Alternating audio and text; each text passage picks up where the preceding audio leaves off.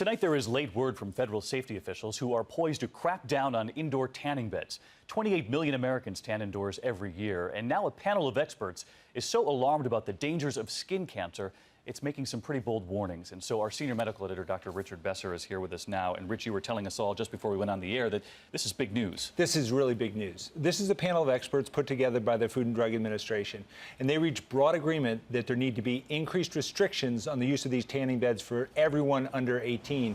Many on the panel called for an outright ban in that group.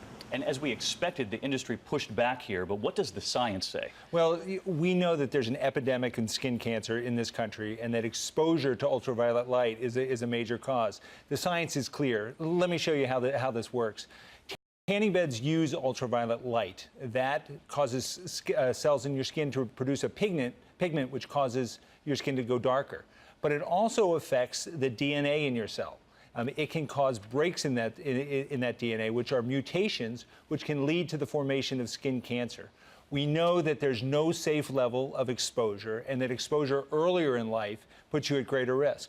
And so I'm curious, you mentioned these recommendations. You know how the FDA operates. How often do these become the rule? It would be incredibly unusual for the FDA to get strong recommendations like this and not adopt them.